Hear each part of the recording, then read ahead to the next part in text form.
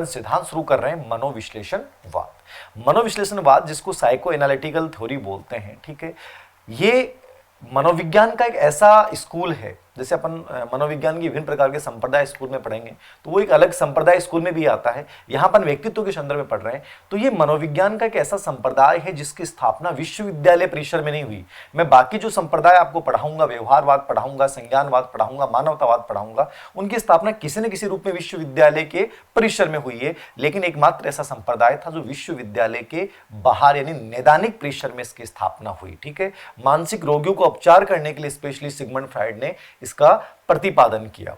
तो प्रतिपादक कौन हो गए?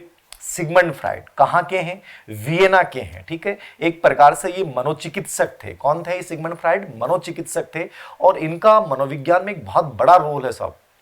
इतना ज्यादा प्रभावित किया है, इतना ज्यादा प्रभावित किया है कि मनोविज्ञान में हर टॉपिक के अंतर्गत कहीं ना कहीं ये जुड़े हुए हैं। तो बहुत आराम से एक चीज को समझना है। इनकी जो एक प्रसिद्ध किताब थी, यदि आपने सुना हो, पढ़ा हो, इंटरप्रिटेशन ऑफ ड्रीम, बहुत बेहतरीन किताब है जिसमें उन्होंने पूरे मनों की सबकी चर्चा की है। इसके अलावा साइकोपैथोलॉजी ऑफ एवरीडे लाइफ, ये भी इनकी एक किताब है। तो ये दो लोकप्रिय किताबें, बाकी बहुत सारी किताबें हैं, याद रखना, वो आपको नोट्स के रूप में सब मिल जाएगा, लेकिन स्पेशली याद रखना इंटरप्रिटेशन ऑफ ड्रीम इनकी एक बेहतरीन किताब मानी जाती है। अभी तक किसी भी एग्जाम में यहाँ से प्रश्न नहीं पूछा गया है किताब के ऊपर, फिर भी आपको याद रखना। तो सिंपल सी बात क्या होगी? मनोविश्लेषण सिद्धांत वो संप्रदाय, वो सिद्धांत व्यक्तित्व का जिसने सबसे अधिक पर्सनालिटी को प्रभावित किया है, जिसकी स्थापना विश्वविद्यालय से बाहर नैदानिक परिसर में हुई। याद रखना 1900 ईस्वी में इसकी स्थापना की थी। किसने? सिगमंड फ्राइड ने। कहां के हैं ये? वियना, ऑस्ट्रिया के मनोचिकित्सक थे। ठीक है, अब इसको समझिएगा। ये संप्रदाय एक ऐसा संप्रदाय है जो क्लासिकल कहा जाता है। क्लासिकल का मतलब यह मनोविश्लेषणवाद का जब सेकंड पार्ट अपन पढ़ेंगे तो वहां एक नव मनोविश्लेषणवाद विचारधारा आएगी। ठीक है, यानी जो मनोविश्लेषणवाद में सुधार करके बनाया गया, इसलिए वो नव कहलाया। तो इसको क्या बोला गया? क्लासिकी मनोविश्लेषणवाद, यानी प्राचीन मनोविश्लेषणवाद इसको आप कह सकते हैं। याद रखना। ठीक है, इस सिद्धांत को अपन बहुत ही शॉर्ट में 3 भागों में अपन पार्ट डिवाइड कर रहा हूं मैं, ताकि एक समझ में आपकी इमेजिनेशन बन जाए, एक प्रतिमा आप एग्जाम बना लें कि कैसे पढ़ के जाए। यहां से प्रश्न पूछने का तरीका क्या है? मैंने कह दिया कि सिगमंड फ्राइड बेहद महत्वपूर्ण है। माइंड में एक साइकोलॉजी आपके सेट हो गई और मोस्ट इंपोर्टेंट है, इसको बहुत अच्छे से पढ़ के जाना है। पर्सन हर एग्जाम में यहां से आ रहे हैं। अब इसको कैसे पढ़ के जाएं कि एक भी प्रश्न हमारा गलत नहीं हो? तो इसको अपन 3 पार्टों में डिवाइड करते हैं मनोविश्लेषणवाद को। एक पार्ट होता है इसका व्यक्तित्व की संरचना। क्या होता है? व्यक्तित्व की संरचना, स्ट्रक्चर ऑफ पर्सनैलिटी। तो स्ट्रक्चर ऑफ पर्सनैलिटी के अंतर्गत जो है हम 2 मॉडल पढ़ेंगे। कितने मॉडल पढ़ेंगे? 2। एक आकारात्मक मॉडल पढ़ेंगे और एक पढ़ेंगे गत्यात्मक मॉडल। ठीक है, आकारात्मक क्या है, गत्यात्मक क्या है, ये इसका पहला पार्ट है मनोविश्लेषणवाद का, जिसको बोलते हैं अपन स्ट्रक्चर ऑफ पर्सनैलिटी, व्यक्तित्व की संरचना। समझ में आ गया? व्यक्तित्व की संरचना मनोविश्लेषणवाद का पहला पार्ट है, जिसमें इसने आकारात्मक मॉडल और गत्यात्मक मॉडल 2 दिए हैं। ठीक है, इनको दोनों को अपन को पढ़ना है, जिसको आकारात्मक को आप टोपोग्राफी आप बोल सकते हैं। ठीक है, और गत्यात्मक को आप डायनेमिक मॉडल आप इसको बोल सकते हैं। दूसरा पार्ट है इसका व्यक्तित्व की गति की। क्या बोल रहा हूं मैं? व्यक्तित्व की गति की, जो इसका सेकंड पार्ट है। इसके अंतर्गत अपन क्या पढ़ते हैं कि जो व्यक्तित्व में इसने क्या कहा है कि 2 प्रकार की मूल प्रवृत्तियों की इसने चर्चा की है, वो मैं बताऊंगा आपको। इसने 3 प्रकार की चिंताओं की चर्चा की है, और इसने व्यक्तित्व के रक्षा कवच के लिए अहम रक्षा युक्ति का प्रयोग किया। तो सेकंड पार्ट क्या हो गया? व्यक्तित्व की गति की। ठीक है, संरचना में हम 2 मॉडल पढ़ रहे हैं, आकारात्मक, गत्यात्मक। गतिकी के अंतर्गत अपन क्या पढ़ रहे हैं? मूल प्रवृत्तियों के प्रकार पढ़ रहे हैं, चिंताओं के प्रकार पढ़ रहे हैं, और अहम रक्षात्मक प्रक्रम की अपन चर्चा करेंगे कि व्यक्तित्व की रक्षा कैसे की जाती है। और तीसरा पार्ट इसका होता है व्यक्तित्व का मनोलैंगिक विकास। अब देखिए, मनोलैंगिक जो विकास है वो हमारे बाल विकास में भी आता है और यहां भी आता है। तो मैं पर्सनैलिटी में जब इसको कंप्लीटली समझा रहा हूं तो आपको बाल विकास में वहां अपन चर्चा नहीं करेंगे इसकी। मनोलैंगिक विकास जो है वो इसका तीसरा पार्ट है कि हमारे अंदर जो काम प्रवृत्ति होती है उसका विकास कैसे कैसे होता है। इसकी इसने 5 अवस्थाओं के रूप में व्याख्या की है। तो सिगमंड फ्राइड को आपको किस पार्ट के रूप में पढ़ना है? 3 पार्ट के रूप में पढ़ना है। व्यक्तित्व की संरचना, व्यक्तित्व की गति की, और व्यक्तित्व का मनोलैंगिक विकास। ठीक है, एक एक चीज को बड़े आराम से रिलैक्स मोड में अपन चर्चा करेंगे। सबसे पहला पार्ट में इसका शुरू कर रहा हूं, व्यक्तित्व की संरचना, स्ट्रक्चर ऑफ पर्सनैलिटी। और इसके अंतर्गत 2 मॉडल हम पढ़ने जा रहे हैं। कौन कौन से? पहला है आकारात्मक मॉडल और दूसरा है गत्यात्मक मॉडल। अब आकारात्मक मॉडल का तात्पर्य क्या है, इसको समझना है। आप सबने पढ़ा है साइकोलॉजी में, ये जो आकारात्मक मॉडल है, जिसको एक प्रकार से इसने मनोगतिकी मॉडल भी कहा है, क्या कहा है, मनोगतिकी मॉडल भी कहा है, टोपोग्राफिकल, इसको आप इंग्लिश में बोल सकते हैं, क्या बोल सकते हैं, टोपोग्राफिकल मॉडल, आकारात्मक मॉडल।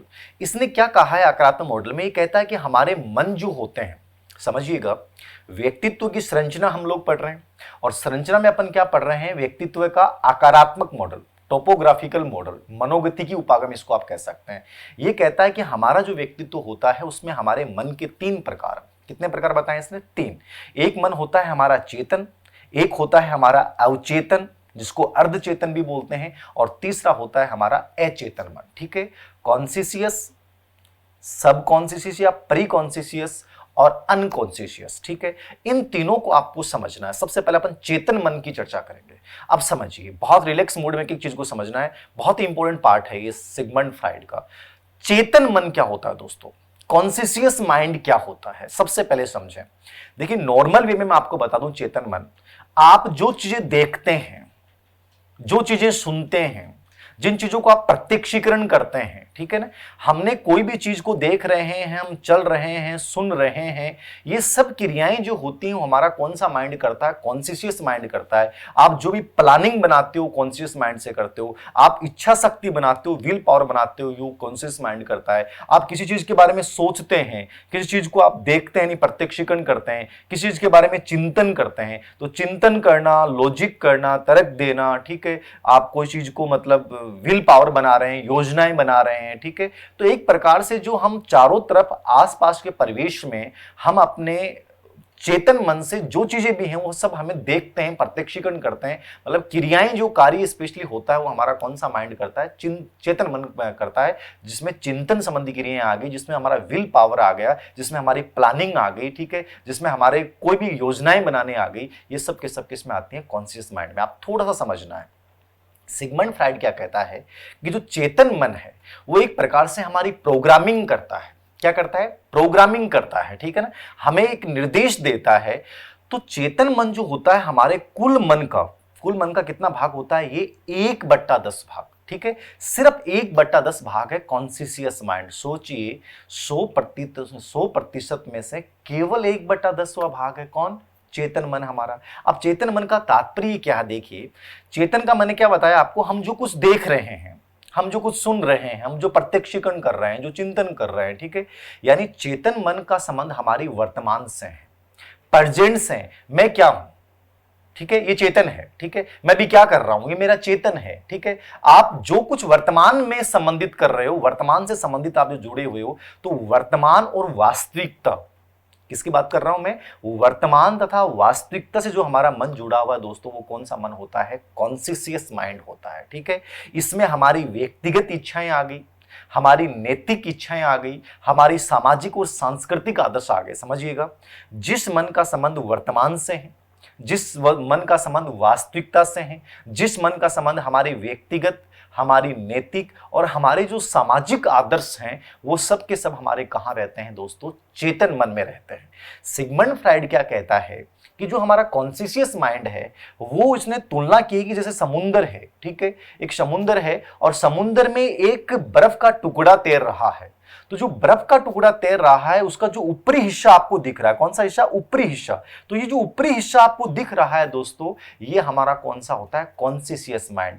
वास्तव में क्या होता है, जब आप समुद्र में या बर्फ के टुकड़े की तरफ देखेंगे तो आपको जो बर्फ का टुकड़ा दिख रहा है, ठीक है, या कोई चट्टान आपको दिख रही है, वो वही हिस्सा दिख रहा है जिसका आप प्रत्यक्षीकरण कर पा रहे हो, जबकि उसका बहुत बड़ा भाग तो क्या होता है, समुद्र के अंदर डूबा हुआ होता है, उसका हमें अनुमान ही नहीं होता है कि वो कितना बड़ा है, ठीक है। तो जो आपको दिख रहा है, जिसका आप प्रत्यक्षीकरण कर रहे हैं, जिसके बारे में आप सोच पा रहे हैं, जिसके बारे में आप चिंतन कर पा रहे हैं, वो सब आपका कौन सा मन होता है, चेतन मन। समझ में आ रहा है, समुद्र में एक बर्फ का टुकड़ा तैर रहा है, उसका जो ऊपरी भाग है जिसको आप देख पा रहे हैं, वो हमारा कौन सा मन होता है, कॉन्शियस माइंड होता है।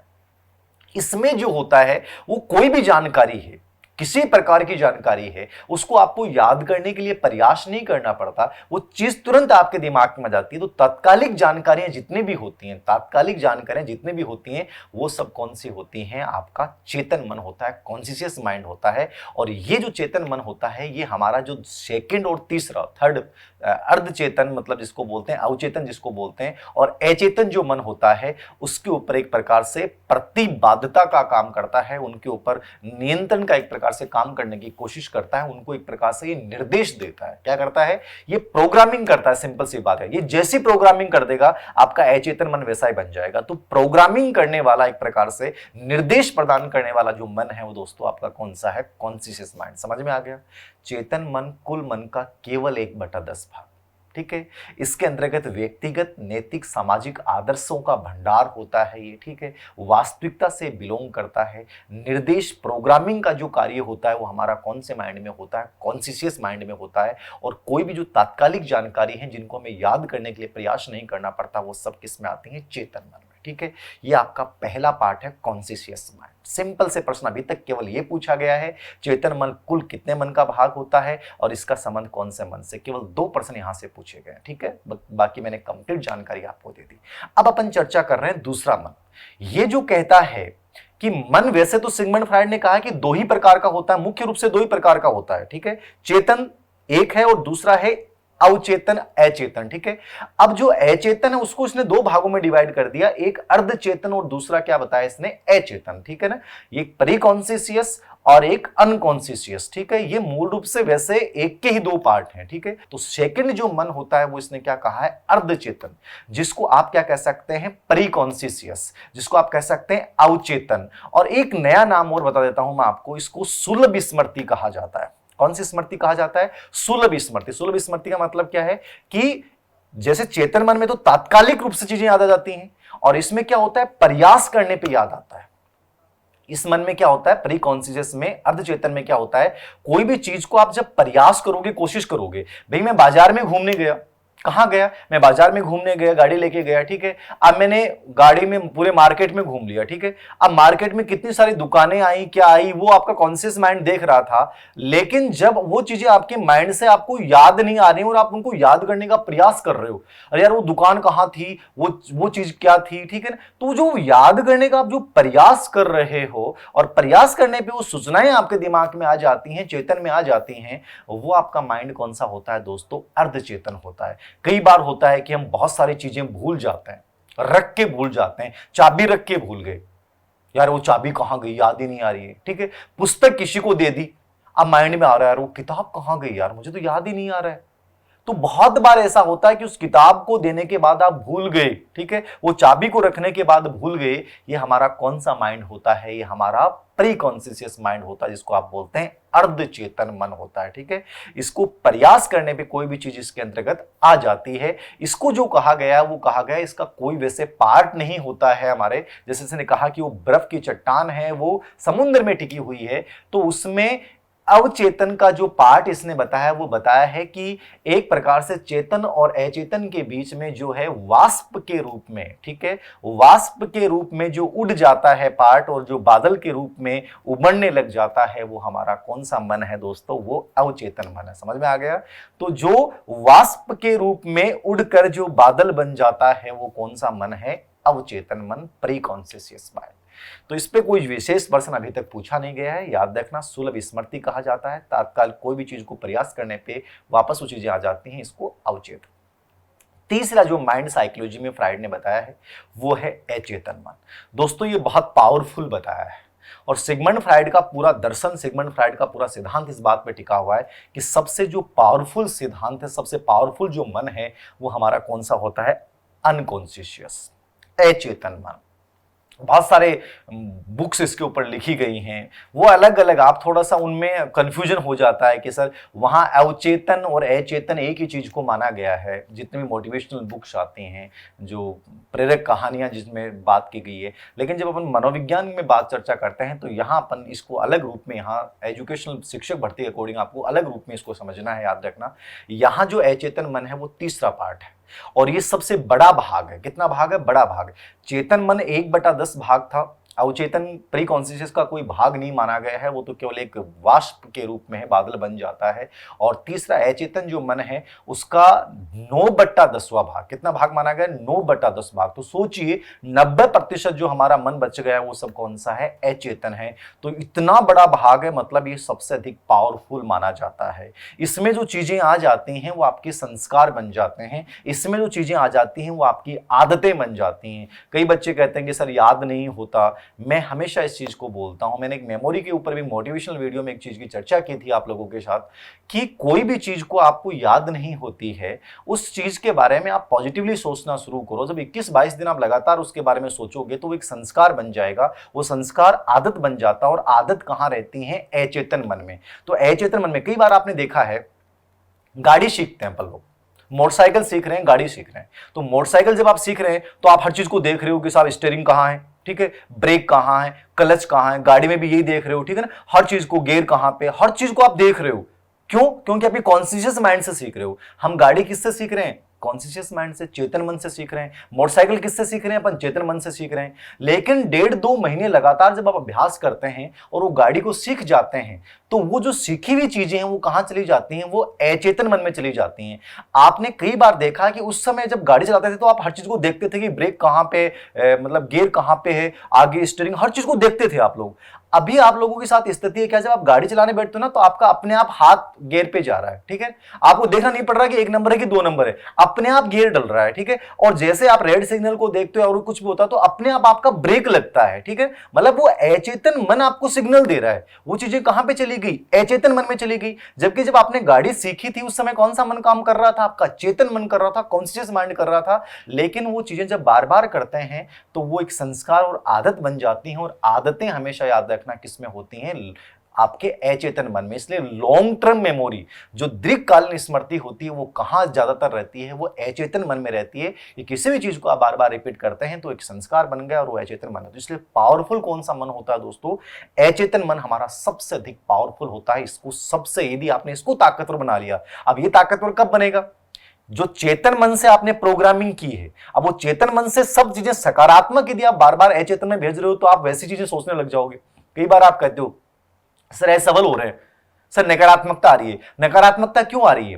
क्योंकि आपने नेगेटिव विचार चेतन मन में सोचे, या मैं तो बेकार हूं, मेरे साथ तो ऐसा ही होता है। अब वो चीजें बार बार जब करते हो तो वो कहां जाती हैं? अचेतन मन में चली जाती हैं। और इसलिए आपके मन में वो नकारात्मक विचार हमेशा के लिए बन जाता है। इसलिए मैं हमेशा बोलता हूं आप पॉजिटिव सोचें, आप एकदम से सकारात्मक सोचें। आप तो ये सोचेंगे जिंदगी में सफल बन रहा हूं, मैं एक बहुत बड़ी गाड़ी मेंटेन कर रहा हूं, मेरे पास एक बहुत बड़ा मकान है, मैं एक बहुत शानदार जॉब मेंटेन कर रहा हूं। जब बार बार उसके बारे में सोचोगे, इमेजिनेशन करोगे, विजुअलाइजेशन करोगे, तो वो कहां चला जाएगा? अचेतन मन में चला जाएगा। फिर अचेतन मन आपको वही सिग्नल देगा, बार बार उन क्रियाओं को प्राप्त करने के लिए, वही क्रिया करने के लिए आपको प्रेरित करेगा। और बहुत बार हम वो चीजें हमारी लाइफ में होने लग जाती हैं, उसका रीजन होता है हमारा अचेतन मन। तो अचेतन मन क्या चीजें कर रहा है वो आपकी जिंदगी की दिशा और दशा दोनों तय करता है। इसलिए इसको बड़ा पावरफुल माना जाता है।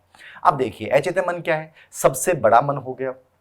जो समुद्र में बर्फ की चट्टान है उसका जो भाग आपको दिखाई नहीं दे रहा वो कौन सा मन है? आपका अचेतन मन है, ठीक है। जितनी भी आपकी गलत इच्छाएं होती हैं, जितनी भी आपकी, मतलब चेतन मन क्या करता है कि कोई भी गलत इच्छा आई, कोई भी गलत इच्छा आई आपकी, चाहे लव मैरिज की आई या किसी से भागने की आई, कोई भी गलत इच्छा आई, ठीक है, चोरी करने की आई, आपको लगा यार सही नहीं है तो आपने उसको दबाया। और जैसे उसको दबाया तो वो इच्छा कहां आती है दोस्तों? वो अचेतन मन में आती है। जितनी भी गलत इच्छाएं होती हैं, दमित इच्छाएं होती हैं, जितनी भी आपकी कामुक इच्छाएं होती हैं, जितनी भी आपकी अनैतिक इच्छाएं होती हैं, जितनी भी आपकी असामाजिक इच्छाएं होती हैं, वो सब की सब कहां होती हैं? हमारे अचेतन मन में। समझ में आ गया? सबसे बड़ा व्यापक भाग है। दमित इच्छाएं, कामुक इच्छाएं, अनैतिक इच्छाएं, असामाजिक इच्छाएं, वो सब हमारे कौन से माइंड में निवास करती हैं? अचेतन मन में निवास करती हैं। सबसे अधिक प्रभावित हमारे व्यवहार और व्यक्तित्व कौन सा मन करता है? तीनों ही करते हैं, लेकिन सर्वाधिक प्रभावित कौन करता है? तो इसका उत्तर क्या होगा? अनकॉन्शियस माइंड, यानी कि आपका अचेतन जो मन है वो सबसे अधिक प्रभावित करेगा। कई बार होता है, आपने देखा होगा कि हम रात को जो सपन लेते हैं, हमारे जो सपने होते हैं ना, वो सब कौन से माइंड के तत्व होते हैं? अचेतन।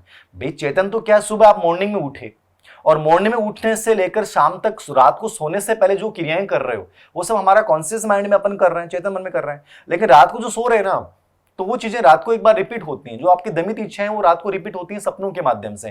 तो जो हमारे सपने आते हैं वो कौन से मन में आते हैं? हमारे अचेतन मन में। एक नाम सुना है आपने, सम्मोहन। सम्मोहन जानते हैं? हाइपोनोसिस, ठीक है। सम्मोहन क्या होता है? ये तो एक चीज है कि आपको एकदम से बैठा दिया जाता है, जो साइकोलॉजिस्ट होता है, ठीक है ना, और वो आपको एक प्रकार से आपके अचेतन मन में, आपको चेतन से कहां ले जाता है? अचेतन मन में आपको ले जाता है। और वो चीजें, वो जो कहलवाना चाहता है, वो बुलाना चाहता है, और वो चीजें आप करने शुरू कर देते हैं, वो एक प्रकार से क्या है? आपका सम्मोहन। तो सम्मोहन की जो स्थिति होती है वो कौन से मन में होती है? वो आपके अचेतन मन में होती है। कई बार होता है कि आपके मुंह से अचानक से कोई शब्द निकल गया, अरे यार मैं तो कहना ही नहीं चाहता था, फिर मुंह से निकल गया। ये मुंह से जो अचानक से शब्द निकला है वो कौन सा मन पावरफुल है? वो अचेतन मन आपसे करवा रहा। तो मुंह से निकले गए अचानक शब्द सब किस में आते हैं? अचेतन मन में आते हैं। और ये जो मन होता है वो याद रखना गत्यात्मक होता है। गत्यात्मक का मतलब क्या है? डायनेमिक, मतलब भागता रहता है, चलता रहता है, दौड़ता रहता है, और वैसे आपको ये दिखेगा नहीं। चेतन मन में तो आपको पता चल जाएगा माइंड में ही चल रहा है। अचेतन मन में क्या होता है? छद्म रूप में होता है, एक प्रकार से हमारा छुपा हुआ रूप होता है, और ये आपके नियंत्रण में, स्पेशली आपके नियंत्रण से इसको बाहर माना जाता है। आपने यदि इसको कंट्रोल कर लिया तो बहुत पावरफुल इंसान आप बन जाओगे। कंट्रोल में होता नहीं है, याद रखना। तो ये गत्यात्मक रूप में होता है, ये छुपा हुआ रूप में होता है, आपके नियंत्रण से बाहर होता है। आपने कई बार ऐसी चीजें सुनी होंगी कि एक बच्चा रात को नींद में बोलता है, होता ना, कि रात को दिन में जो चीजें की वो रात को नींद में बोल रहा है। ये सब अचेतन मन के पावरफुल होने की वजह से होता है। कई लोग रात को नींद में चलते हैं, और आपने कभी देखा कि जो रात को नींद में चलता है वो कभी किसी खड्डे में गिरा है, कुएं में गिरा है? कभी नहीं गिरेगा। वो सड़क पे भी जाके, मार्केट के अंदर से जाके, नींद में भी वो सही दिशा में जाकर वापस लौट के आ जाता है, कभी उसका कुछ नहीं होता। मतलब क्या है? आंखें तो उसकी बंद है, लेकिन उसका अचेतन मन क्या कर रहा है? काम कर रहा है। वो अचेतन मन उसको सिग्नल दे रहा है, और वो घूम के आ जाता है। ये निंद्रा जो चरण है, नींद में जो चलना है, वो कौन सा मन की वजह से होता है? अचेतन मन की वजह से होता है। एक होता है कि चेतना विहीन स्थितियां, जिसको अपन बोलते हैं एनेस्थीसिया। तो एनेस्थीसिया क्या होती है? चेतना विहीन, एकदम से आप सुन हो जाते हैं, ठीक है। ये भी आपका अचेतन मन का भाग है। और कई बार समस्याओं का जो अचानक से समाधान निकलता है, अचानक से एक विचार आता है, वो भी हमारे कहां से आता है? अचेतन मन से आता है। तो समझ में आ गया, अचेतन मन बड़ा पावरफुल मन है, सबसे बड़ा भाग है। दमित कामों की इच्छाएं, हमारे सौपन, नींद में बोलना, नींद में चलना, हमारे सम्मोहन की स्थितियां, ये सब हमारे कौन से मन में होता है? अचेतन मन में होता है। यदि ये मैंने कहा कि इसमें यदि आपने प्रोग्रामिंग अच्छी कर दी, इसमें आपने सिग्नल अच्छे भेज दिए चेतन मन के द्वारा, तो आपकी जिंदगी में वही बदलाव आने शुरू हो जाते हैं। इसलिए हमेशा याद रखना, इसमें वही चीजें आपको सेंड करनी है जो आपकी जिंदगी को बदलने वाली हैं, जो जिंदगी में सकारात्मकता लाने वाली हैं। यदि यहाँ आपने नकारात्मक सिग्नल इसमें भेज दिए तो वो नेगेटिव हैबिट्स बन जाती हैं, गलत आदतें बन जाती हैं। तो इसको थोड़ा सा आपको याद रखना है। इसमें स्पेशली आदतें आती हैं, आपका जो आपका क्या नाम है, लॉन्ग टर्म जो मेमोरी है, दीर्घकालीन जो स्मृति है, वो भी किसके अंतर्गत आती है? अचेतन मन के अंतर्गत आती है। तो ये थोड़ा सा आपको माइंड में रखना। संस्कार वगैरह हमारे सब चीजें इसमें अंतर्गत आता है। ये तो इस व्यक्तित्व का पहला पार्ट मैंने बताया है फ्राइड का, जिसको अपन बोलते हैं आकारात्मक मॉडल। अब इसी के साथ फ्राइड दूसरे मॉडल की चर्चा करता है, उसको अपन बोलते हैं गत्यात्मक मॉडल। कौन सा मॉडल? गत्यात्मक। गत्यात्मक को आप संरचनात्मक मॉडल भी बोल सकते हैं। क्या बोल सकते हैं? गत्यात्मक को संरचनात्मक मॉडल भी बोल सकते हैं। डायनेमिक अप्रोच इसको आप कह सकते हैं। अब गत्यात्मक मॉडल में मानता हूं कि आकारात्मक से भी ज्यादा महत्वपूर्ण है। मैंने जो देखा है इन 2-3 सालों में, जो प्रश्न आए हैं एग्जाम में, उनमें इसमें से ज्यादा प्रश्न पूछे गए हैं। किसमें से? गत्यात्मक में से। तो गत्यात्मक या संरचनात्मक मॉडल में इसने क्या कहा है कि वहां इसने मन के 3 प्रकारों की चर्चा की है, और गत्यात्मक मॉडल में इसने मन के क्या बताए दोस्तों? 3 अवस्थाएं बताई। मन की क्या बताई? 3 अवस्थाएं। इनको और अच्छे से आपको समझना है। यहां ये कहता है कि हमारे मन की 3 अवस्थाएं होती हैं, और पहली जो अवस्था होती है वो एक प्रकार से होती है इड। इड समझ रहे हैं? इड को आप इदम बोल दें, इड को आप उपाह बोल दें, ठीक है ना। तो इड कह दो, इदम कह दो, या इसको उपाह कह दो, ठीक है। ये हमारी पहली स्थिति होती है। और ये जो इड है, मन की पहली अवस्था, ये हमारे जन्म के साथ आती है। बच्चा जब पैदा होता है, आप जब जन्म लेते हो, तो आपके साथ ईगो और सुपर ईगो बाद में विकसित होंगे, लेकिन इड जो है वो आपके जन्म के साथ आएगा। इसलिए इसको राक्षसी बोला जाता है, इसको पशु का रूप बोला जाता है। पशु क्यों बोला जाता है? क्योंकि ये कहता है कि मन में आए वो करो, अपने स्वार्थ के लिए क्रियाएं करो, जिंदगी में वह क्रियाएं करो जिनसे आपको फायदा होता हो, ठीक है। चाहे दूसरों को नुकसान हो, होने दो, लेकिन मुझे वो करना है जिससे मुझे फायदा होने वाला है। ये आपका कौन सा मन है? ईड। इसलिए छोटा जो बच्चा होता है ना, उसको सेल्फिश बोलते हैं, स्वार्थी बोलते हैं, क्योंकि वो अपनी इच्छा अनुसार करना चाहता है। सब मेरे हितों की पूर्ति होनी चाहिए, बाकी किसी को नुकसान हो तो हो जाए। तो राक्षसी जो मन है वो किसको बोला गया है? ईड को बोला गया है। ये होता है हमारे जन्म के साथ आ गया। पहली चीज किस साथ आ गया? जन्म के साथ। हमारा जो अचेतन मन होता है, अनकॉन्शियस माइंड, उसका जो संचालक है वो इसी को माना जाता है, ईड को माना जाता है। यानी अचेतन मन को अधिकतर जो संचालित करता है वो कौन सा मन करता है? ईड करता है। ये प्लेजर थ्योरी से संचालित, प्लेजर थ्योरी के अकॉर्डिंग कार्य करता है। प्लेजर का मतलब आनंद सिद्धांत। तो ये प्लेजर जो थ्योरी है वो क्या है कि आनंद चाहिए, मुझे सुख चाहिए, मुझे आनंद चाहिए, चाहे वो कैसे भी प्राप्त हो। तो ये प्लेजर थ्योरी यानी आनंद सिद्धांत से संचालित कौन होता है? आपका ईड होता है। ठीक है, ये जितनी भी दमित इच्छाएं हैं जो अचेतन मन में है। अब देखो कई बार प्रश्न आता है, रेट में प्रश्न आ गया है प्रश्न कि दमित इच्छाओं का भंडार कौन सा है? तो दमित इच्छाएं कहां होती हैं? अचेतन मन में होती हैं। अचेतन मन का स्वामी कौन हो गया? ईड हो गया। इसलिए दमित इच्छाएं जितनी भी आ गई, असामाजिक जितनी भी इच्छाएं आ गई, अनैतिक इच्छाएं आ गई, वो सब किस में आ गई? ईड में आ गई। तो अचेतन मन का स्वामी, इसलिए वो जितने भी उसमें गलत इच्छाएं थी वो सब का सब कौन संचालित करेगा? ईड करेगा। तो ये दमित इच्छाओं का इसको क्या माना गया? भंडार। ये रेट में आया हुआ प्रश्न याद रखना। जब अचेतन मन ऑप्शन नहीं हो तो वहां सही क्या रहेगा दोस्तों? ईड सही रहेगा। ठीक है, ये सबसे पहले विकसित होता है। इसकी जो थ्योरी है वो एक प्रकार से हम जब फिलोसॉफी दर्शन शास्त्र पढ़ते हैं तो दोस्तों दर्शन शास्त्र में एक दर्शन आता है बृहस्पति का चार्वाक दर्शन। और चार्वाक दर्शन क्या कहता है? खाओ पियो और मौज करो। मतलब एक सिंपल सी थ्योरी उन्होंने कि जब देवता और राक्षसों के मध्य युद्ध की संभावना थी तो ताकत के अंतर्गत राक्षस बड़े शक्तिशाली थे। अब राक्षसों को दिग्भ्रमित कैसे करना है? तो उन्होंने दर्शन दिया, खाओ पियो मौज करो। और राक्षस जो होते हैं उन्होंने इस प्रवृत्ति को अपना लिया कि जिंदगी जो है वो यही है, इंजॉय करना है, लाइफ को जीना है, खाओ पियो मौज करो। कई बार होता है ना, अपने माइंड में आता है, कई बार घर में कोई नजदीकी व्यक्ति खत्म होता है, कोई बहुत कम उम्र में खत्म होता है, तो अपने माइंड में आता है अरे यार क्यों भाग रहे हैं अपन लोग, जब जिंदगी का कोई भरोसा ही नहीं, लाइफ का पता ही नहीं अगले पल क्या होगा, और हम फालतू में परेशान हो रहे हैं। तो जिंदगी को जीना चाहिए, खाना पीना मौज करनी चाहिए। ठीक है, अभी सुशांत राजपूत ने सुसाइड किया तो बहुत सारे लोगों के मैंने कमेंट्स पढ़े, बहुत सारे लोगों की पोस्ट पढ़ी, अधिकतर ने कहा कि हम क्यों भाग रहे हैं, जिंदगी जब यही है तो हमें जी लेनी चाहिए, कोई भरोसा नहीं है। ठीक है, मतलब खाओ पियो मौज करो, क्यों जिंदगी में पढ़ाई कर रहे हो, क्यों करियर की तैयारी कर रहे हो जब अगले पल का भरोसा नहीं है। तो ऐसे विचार कई बार हमारे मन में आते हैं, वो किस वजह से आते हैं? ईड की वजह से आते हैं। यानी ईड यही कहता है कि जो सुख है वही जन्नत है और जो दुख है वही जहन्नुम है। सुख है वही जन्नत है और जो दुख है वही जहन्नुम है, इसलिए जिंदगी को जी लो भाई अपने। तो ठीक है, ये कौन किसकी थ्योरी है? ये ईड की है। मतलब आपसे जिंदगी में जितने भी गलत कार्य करवाता ना साहब, वो ईड करवाता है, क्योंकि इसकी थ्योरी एक ही है कि अपनी जिंदगी में आनंद लेने हैं, मजे लेने हैं साहब। ठीक है, ये मूल प्रवृत्तियों का केंद्र होता है। अब मूल प्रवृत्तियों के अंदर मूल प्रवृत्तियां क्या होती हैं? मैंने कहा था कल, मूल प्रवृत्तियां 14 होती हैं जो जन्मजात आती हैं। विलियम मैकडूगल ने इसकी स्पेशली अवधारणा दी थी और सिगमंड फ्राइड ने भी इसके 2 प्रकार स्पेशली बताए। मूल प्रवृत्तियों का अध्ययन व्यक्तित्व के विकास में करने वाले सिगमंड फ्राइड बहुत महत्वपूर्ण व्यक्ति हैं। तो ये मूल प्रवृत्तियों के अंदर, मतलब मूल प्रवृत्तियां क्या होती हैं? जन्मजात होती है और वो अपने अकॉर्डिंग कार्य करवाती हैं। तो ये भी अपने अकॉर्डिंग की उन जन्मजात इच्छाओं की पूर्ति करो, बस कैसे भी करो। तो इसको मूल प्रवृत्तियों का केंद्र माना गया है। इसका बुद्धि से कोई संबंध नहीं होता है, क्योंकि बुद्धि से जब संबंध हो जाएगा तो आप गलत कार्य करोगे नहीं, आप खाओ पियो मौज करो में विश्वास करोगे ही नहीं। तो इसका बुद्धि से कोई संबंध नहीं, इसका चिंतन से, तार्किकता से कोई संबंध नहीं है। ठीक है, ये तो एक ही चीज करता है कि अपने सुखों की इच्छाओं की अपने को क्या करना, पूर्ति करनी है। जितनी भी अपनी काम शक्तियां होती हैं, हमारी यौन शक्तियां होती हैं, इन सब को जो जागृत करता है और उनकी इच्छाओं की पूर्ति के लिए कुछ भी गलत कार्य करवा देता है। ये जो बलात्कार वगैरह आप देखते हैं, ये सब होते हैं, वो ईड जब प्रधान बन जाता है तब ऐसी घटनाएं इंसान करने लग जाता है। मतलब आपको गलत दिशा में प्रवृत्त देता है कि यार अपनी इच्छाओं की पूर्ति कर लो, कैसे बाद में परिणाम क्या होगा, मतलब परिणाम की चिंता ही नहीं करता है।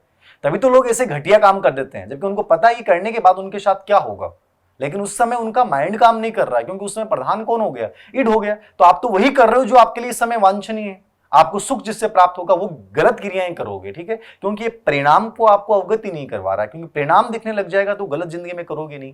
तो ये आदमी को एक प्रकार से पशु बना देता है, राक्षस बना देता है, और आदमी इसका अधीन होकर वो प्रत्येक तमाम गलतियां कर देता है, अपनी सभी नैतिकताओं को तार तार कर देता है। वो कौन करवाता है दोस्तों? ईड करवाता है। समझ में आ गया? सब चीजों की गलत प्रवृत्तियों की ओर आपको अग्रसर करने वाला मन कौन सा है?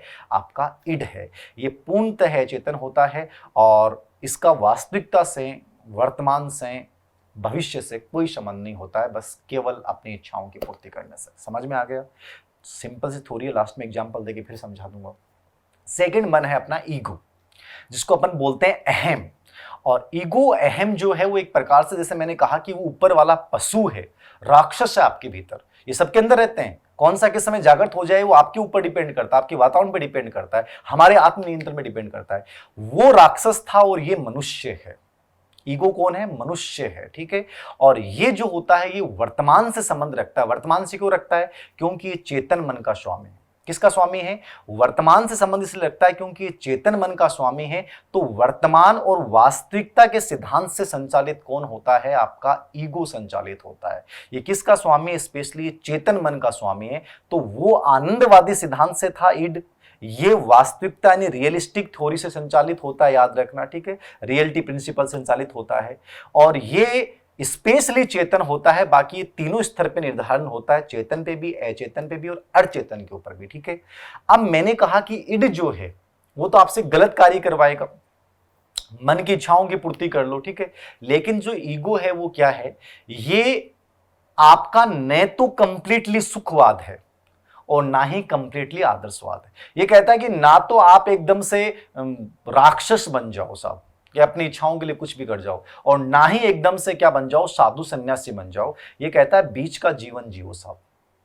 सही क्या है और गलत क्या है, परिणामों को देखते हुए जिंदगी का डिसीजन लेना, सही गलत का निर्णय करना, ये आपको जो बताता है, ये बुद्धि से जो कार्य करता है वो कौन करता है? ईगो। इसलिए अहम को व्यक्तित्व की कार्यपालक शाखा कहा जाता है। क्या कहा जाता है? व्यक्तित्व की कार्यपालक शाखा, क्योंकि ये बुद्धि से कार्य करता है। किससे कार्य करता है? बुद्धि से कार्य करता है। ये परिणाम को देखकर करता है। कई बार अपने मन में आता है कि अपन कोई भी गलत कार्य करने का विचार आया कि यार मैं एक कर लूं, तो जैसे ईड तो कहेगा कर ले, ईगो क्या कहेगा? अरे यार ये करेगा तो देख ले ये हो जाएगा, मम्मी पिटाई कर देगी, पापा डांटेंगे, ये हो जाएगा, मतलब जेल हो जाएगी। मतलब ऐसे विचार हमारे दिमाग में आते हैं जो परिणाम की ओर संकेत करते हैं कि यार मैं ये करूंगा तो ये हो जाएगा, और हम बहुत बार उन परिणामों से डर के अपने आप के पैर पीछे खिसक लेते हैं कि यार नहीं नहीं मेरे को तो नहीं करना, जैसा है वैसा ही ठीक है।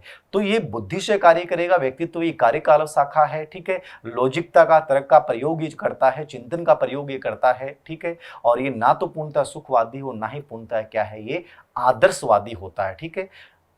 अगला जो अपन बात करेंगे, मतलब एक प्रकार से आप ये मान लेना कि व्यक्तित्व का सबसे मजबूत पार्ट यदि बन जाता है, कौन बन जाता है? ईगो। अहम यदि मजबूत बन जाता है तो आपका व्यक्तित्व उतना ही मजबूत बन जाएगा। ईगो का मजबूत होना बहुत जरूरी, याद रखना। ईगो मजबूत नहीं होता है तो फिर दिक्कतें आती हैं। एक चीज और याद रखना आप, जो ईड होता है ना, ईड जो पहला 1 नंबर का है, उसमें हमने चर्चा की थी, वो जो होता है ना वो प्राकृतिक वातावरण से उत्पन्न होता है, इन्वायरमेंट के अकॉर्डिंग आता है। बाहरी चीज, आपने कोई चीज देखी, आपने कोई फ्रूट्स देखे, आपने किसी इंसान को देखा और उसके प्रति आपके मन में गलत विचार आने लग गए, तो वो बाह्य वातावरण से प्रभावित होता है, प्राकृतिक वातावरण से उत्पन्न होता है। और जो ईगो होता है वो कौन से वातावरण से होता है? वो मनोवैज्ञानिक वातावरण से, हमारे साइकोलॉजिकल इन्वायरमेंट से क्रिएट होता है। कौन? ईगो। और ये धीरे धीरे क्या करता है, 2 वर्ष से धीरे धीरे विकसित होना शुरू हो जाता है। शुरुआती जो 6 महीने हैं वहां कंप्लीटली ईड होता है, और 6 महीने के बाद ईड और सुपर ईगो एक प्रकार से डिफरेंट है, ईड और ईगो डिफरेंट होना शुरू हो जाते हैं, और 2 वर्ष से एक प्रकार से अपना व्यवहार दिखाना शुरू कर देता है। तो स्पेशली 2 वर्ष से इसका विकास एक प्रकार से हमें परिलक्षित होने लग जाता है कि आपका ईगो जो है वो काम कर रहा है, ठीक है। सपनों के ऊपर नियंत्रण रखता है। जितने भी हमारी जिंदगी में जितने भी हमें डिसीजन लेने होते हैं महत्वपूर्ण, वो सभी निर्णय करने की जो शक्ति लेता है वो कौन लेता है? हमारा ईगो लेता है, याद रखना। तो एक प्रकार से ये हमारे बुद्धि के सिपाही के रूप में कार्य करता है, हमें कंट्रोल रखने वाला है, हमें परिणामों से डराने वाला है, वो कौन होता है दोस्तों? ईगो होता है। तो ईगो का मजबूत होना बहुत जरूरी है। तीसरा है सुपर ईगो। सुपर ईगो क्या, जिसको अपन बोलते हैं परम अहम, अहम आदर्श बोल दो, परम आदर्श बोल दो। मतलब एक प्रकार से इड जो है वो राक्षस है, ईगो जो है वो मानव है, और जो सुपर ईगो है वो क्या है? देवता है साहब, भगवान है, अंतरात्मा की आवाज है, इनर सोल की आवाज है दोस्तों, याद रखना। मतलब ये श्रेष्ठता है साहब, आदर्शवादी चीजें हैं, नैतिकतावादी चीजें हैं। मेरी लाइफ में कभी गलत करना ही नहीं है मुझे, सकारात्मक ही करना है, बुरा किसी का करना ही नहीं है। तो ये बहुत आदर्शमय स्थिति, ये बहुत मुश्किल होता है कि हमारे अंदर आए। इनर सोल, अंतरात्मा की आवाज दोस्तों कभी गलत नहीं होती। आदमी जब भी कोई गलत कार्य करता है वो आवाज जरूर आती है कि यार ये गलत है, वो भगवान देख रहा है, लेकिन हम फिर भी गलत कर लेते हैं, क्योंकि भगवान की सत्ता को तो हमने वैसे ही अस्वीकार कर रखा है। तो आजकल भगवान वाला डर तो नहीं रहा, वरना पहले सुपर ईगो की तथ्य था, भगवान ईश्वर तो देख रहा है, ठीक है। तो हम जैसे नास्तिकता की ओर बढ़ रहे हैं वैसे वैसे सुपर ईगो और कमजोर होता जा रहा है, क्योंकि नैतिकतावादी सिद्धांतों से संचालित होता है, ये ईश्वरीय सत्ता का संकेत होता है, और ईश्वरीय सत्ता को हमने नकारना कंप्लीटली शुरू कर दिया है। तो जैसे सुपर ईगो कमजोर होता जाएगा, समाज में अपराध बढ़ते जाएंगे, व्यभिचार बढ़ता जाएगा, ये जो हत्या की घटनाएं हैं, बलात्कार की घटनाएं, वो ज्यादा बढ़ती जाएंगी, क्योंकि हमारी नैतिकता कंप्लीटली लगभग खत्म होने के लिहाज पे दहलीज के ऊपर पहुंच चुकी है दोस्तों। और इसके लिए जिम्मेदार हमारे समाज का वातावरण मान लीजिए, भौतिकतावादी संस्कृति मान लीजिए। तो सुपर ईगो क्या है? आदर्शवादी, नैतिकतावादी सिद्धांत से संचालित, लगभग अपनी जो पूर्व बाल्यावस्था है 3 से 4 वर्ष के मध्य ये अपने सिग्नल देना शुरू कर देता है, विकसित होना शुरू हो जाता है। इसका संबंध भगवानी सत्ता, देवत्व सत्ता से है। ये हमारी नैतिकता का नियंत्रक है, समीक्षक है, ठीक है। और यह कहता है कि ये करो और वो मत करो, मतलब जिंदगी में अच्छा करो, बुरा किसी का मत करो। मतलब हमारी जो संस्कृति थी, भारतीय संस्कृति, उसका एक सिद्धांत आपने पढ़ा हो, जियो और जीने दो। तो ये जीव और जीने दो की जो बात करता है वो कौन करता है? Super ego. मतलब किसी का बुरा करना ही नहीं है साहब, चाहे कुछ भी हो जाए, ठीक है। अपनी इच्छाओं को दबा लेना है, लेकिन किसी का बुरा नहीं करना, खुद का नुकसान हो जाए लेकिन दूसरों का गलत नहीं होना चाहिए। सुपर ईगो हमें सिखाता है, जो शायद कलयुग में, मुझे लगता है कि वर्तमान में कंप्लीटली शायद हमारे अंदर से भाग चुका है साहब सुपर ईगो, ठीक है। ये सामाजिक वातावरण से उत्पन्न होता है। ईड किससे उत्पन्न होता है? प्राकृतिक से। ईगो किससे होता है? मनोवैज्ञानिक से। और ये किससे होता है? सामाजिक वातावरण। मैंने क्या कहा कि समाज का वातावरण कैसा है, अगल बगल के पड़ोसी कैसे हैं, यदि वो सब अच्छे हैं तो आपका सुपर ईगो बहुत अच्छा हो जाएगा, और सामाजिक वातावरण खराब है तो आपका सुपर ईगो कमजोर हो जाएगा। ये सहवर्ती इच्छाओं पे बल देता है, या सहवर्ती इच्छाओं का परिणाम होता है। अब आप कह दोगे गुरुजी सहवर्ती इच्छाएं क्या होती हैं? तो सहवर्ती इच्छाओं का मतलब ये होता है कि हम प्रेम करेंगे तो बदले में क्या मिलेगा? प्रेम मिलेगा। आप किसी से नफरत करोगे तो बदले में क्या मिलेगी? नफरत। तो ये कहता है कि अच्छी चीजें करो लाइफ में, आपको उतना ही अच्छा मिलेगा। किसी की मदद करोगे तो आपको भी कोई मदद करेगा। तो जिंदगी में सहवर्ती इच्छाओं का परिणाम कौन मानता है? सुपर ईगो मानता है। तो ये एक प्रकार से अवास्तविक होता है स्पेशली, ठीक है। ये चेतन, अर्धचेतन और अचेतन तीनों स्तर के ऊपर स्पेशली कार्य करता है। ये आपका सुपर ईगो एक प्रकार से अंतरात्मा की आवाज। अब तीनों को एक एग्जाम्पल के माध्यम से मैं समझाऊं। एक छोटा सा बच्चा है, और वो छोटा सा बच्चा जब है वो भूखा है, ठीक है। अब भूखे बच्चे ने कुछ भी देखा, कोई भी चीज देखी, चाहे वो मिठाई देखी मान लीजिए, या फ्रूट्स देखे, आइसक्रीम देखी, कुछ भी चीज देखी उसने। अब जैसे वो बच्चे ने मिठाई देखी तो उसका जो ईड है वो क्या कहेगा कि भूख लग रही है, मुझे मिठाई खानी। ईड क्या कहेगा? मुझे भूख लग रही है, मिठाई खानी। जैसे उसने मिठाई को देखा तो बच्चा रोक नहीं पा रहा है, उसके जेब में पैसे नहीं, लेकिन ईड क्या कह रहा है? खा ले। कैसे खा ले? पैसे तो नहीं, खाने हैं मेरे को, तो कैसे भी खा। कैसे खाएगा? थप्पड़ मार अगले दुकानदार के, चोरी कर ले, पत्थर मार के भाग जा, कुछ भी कर ले, लेकिन मुझे वो मिठाई खानी है। वो आपका कौन सा मन संकेत दे रहा? मतलब ये तो ये कहेगा कि करनी है तेरी इच्छा की पूर्ति, जो कुछ भी हो जाए। तो बच्चा का जो ईड है वो तो ये कह रहा है कि खा ले, चोरी करके खा ले, झूठ बोल के खा ले, मार के खा ले, भाग जा खा के। ये ईड कह रहा है। ईगो क्या कहेगा? नहीं, यदि मान लो वो पकड़ ले तो, इच्छा तो है लेकिन पकड़ लेगा तो क्या होगा? घर वालों ने देख लिया तो क्या होगा? पुलिस आ गई तो क्या होगा? जेल में डाल दिया जाएगा तो क्या होगा? मतलब ऐसे विचार जब आपके दिमाग में आ रहे हैं, वो कौन लेके आ रहा है साहब? वो ईगो लेके आ रहा है। और सुपर ईगो क्या कहेगा?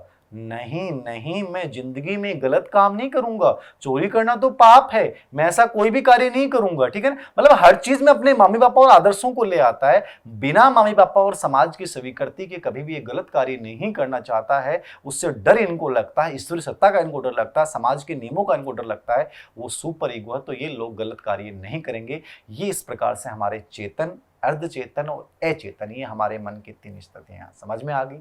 चेतन क्या होता है, अर्धचेतन क्या होता है, अचेतन क्या होता है, ईड क्या है, ईगो क्या है, और सुपर ईगो क्या है, ये कंप्लीटली आपको समझना है। ये इसका पहला पार्ट मैंने पूरा करवाया है सिगमंड फ्राइड का।